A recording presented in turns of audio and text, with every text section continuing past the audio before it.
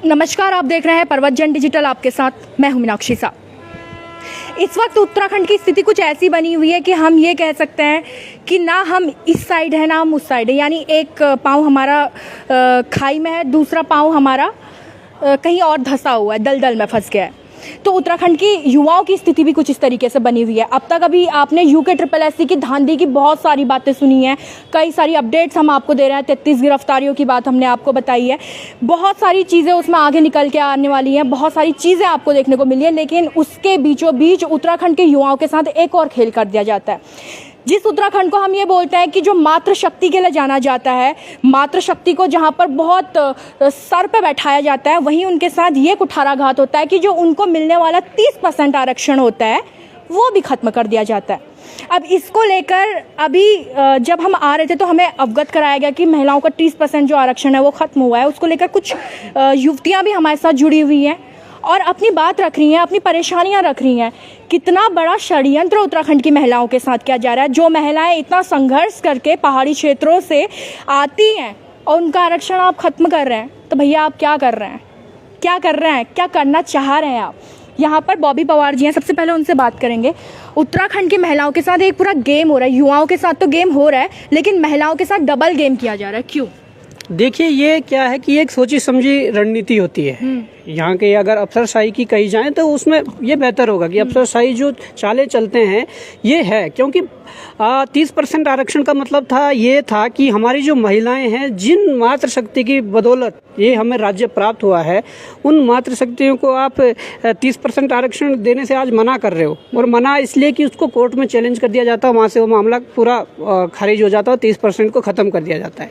हुआ ये कि जब 2008 में ये कानून लाया गया था तो इसको इतना मजबूत क्यों नहीं बनाया गया सरकार द्वारा कि ये कोर्ट में चैलेंज ना हो सके, है ना।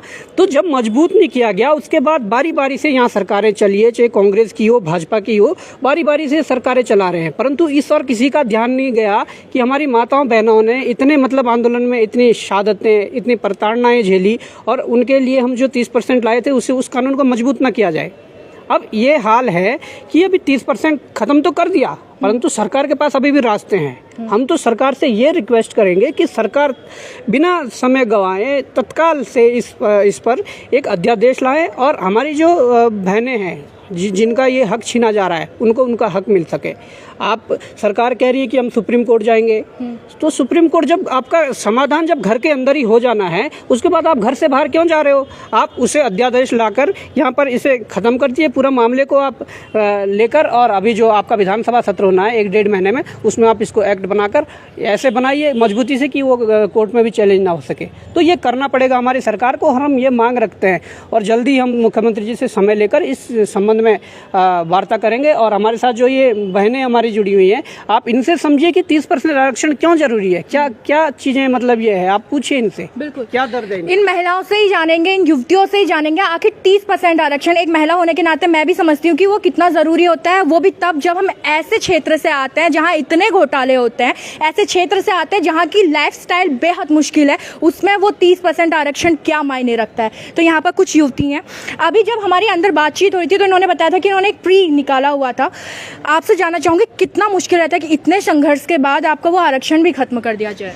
मैम, जो संघर्ष है ये तब से ही शुरू हुआ जब से मेरा जन्म हुआ।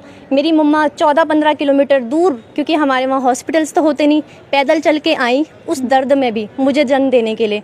उसके बाद हम लोग जब स्कूल जाते थे, जब बड़े बड़े होने लगे हम लोग, थोड़ा बहुत स्कूल हम लोगों की ऐसे टॉस नदी, आपने सुना होगा, टॉस नदी क्रॉस करके हम लोग, बेशक वहाँ पे पुल है बट जब वहाँ पे बरसात आती है तो जो पुल के ऊपर से पानी गुजरता है, तो हम लोगों को स्कूल भी नहीं जा पाए।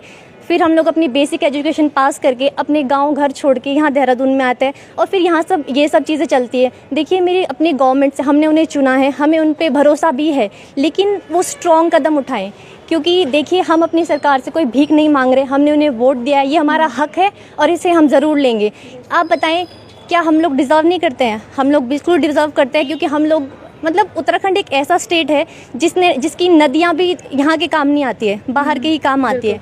लेकिन यहाँ की जो फीमेल्स है उन्हें सशक्त होना होगा और सशक्त होने के लिए ही तो आरक्षण दिया जाता है, ताकि पहाड़ में बैठी लड़कियाँ वो कुछ कर सकें, आगे बढ़ सकें। इसीलिए आरक्षण बहुत ज़्यादा इम्पॉर्टेंट है और मैं चाहूँगी कि हर एक लड़की चाहे वो कोई भी हो, चाहे वो इस एग्ज़ाम से जुड़ी हो, चाहे वो ना जुड़ी हो। मैम, हमारे गांव में छोटी छोटी बहनें हैं मेरी, वो आंगनबाड़ियों में पढ़ती है।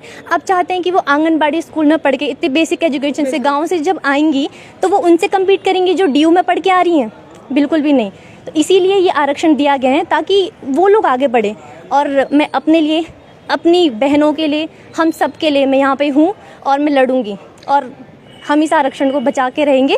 और सरकार ये ध्यान रहे कि उत्तराखंड की महिलाएं ही जो आप एग्जिस्ट करती हैं सरकार, ये उत्तराखंड की महिलाओं की वजह से ही है, क्योंकि यहाँ के जो मेल है आधे से ज़्यादा काम की वजह से माइग्रेट हो चुके हैं। आधे हमारे मेल जो है वो सरहदों पे हैं। तो यहाँ बचा कौन? हम महिलाएं। यहाँ की इकोनॉमी हम संभाल रही हैं, हर चीज़ हम संभाल रही हैं। तो फिर सरकार ध्यान दे, आगे भी इलेक्शन होने हैं, हम ऐसी सरकार बिल्कुल नहीं चुनेंगी जो हमारे विरोध में हो। धन्यवाद। बिल्कुल, बहुत अच्छी बात इन्होंने कही है कि उत्तराखंड की महिलाओं ने कितना योगदान दिया। उन्होंने स्पष्ट अपनी बात यहाँ पर रखी है।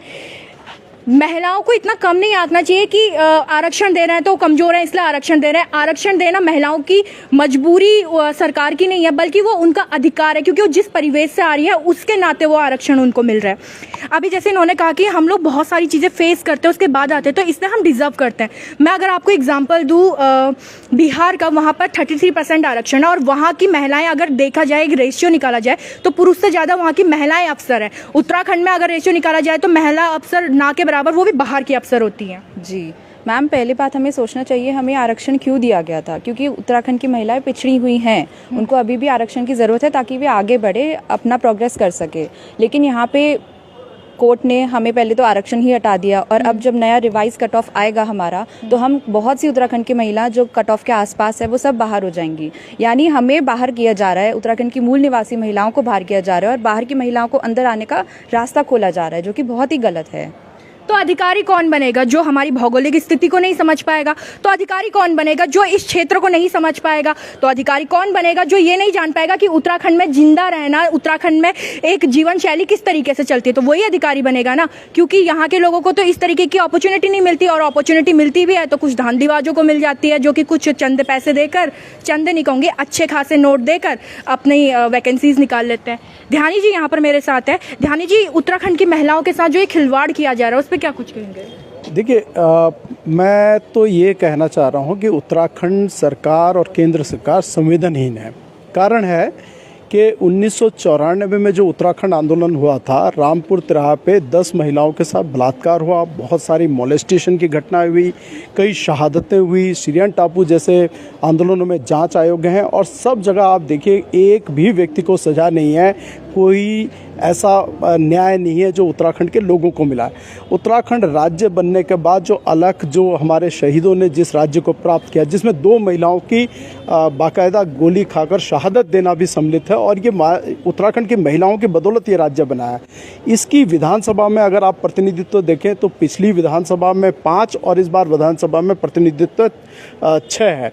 प्रतिनिधित्व जिसका प्रॉपर प्रतिनिधित्व नहीं रहता उसे आरक्षण की जरूरत रहती है, जो शैक्षणिक, एजुकेशनली, इकोनॉमिकली, सोशली बैकवर्ड है। उत्तराखंड की महिलाएं क्या पहाड़ों से सिर्फ वो डांडों चढ़ के और उसके बाद पेड़ों पर चढ़कर और पत्तियां और गाय के लिए पत्तियां काटने तक सीमित रहेंगी? उन्हीं भ्यालों से गिरते हुए अपनी कमर तुड़वाती रहेंगी? उन्हीं अस्पतालों में जच्चा बच्चा जो है मृत्यु की जो घटनाएं जो हमारे सामने आ रही हैं वहीं तक सीमित रहेंगी? या उत्तराखंड और भारत राज्य पे जब रक्षा का घेरा जब खतरे में आता है तो उत्तराखंड की बहू बेटियों को राइफल चला के सिखाया जाता है कि देश की रक्षा के लिए आप आगे आएं।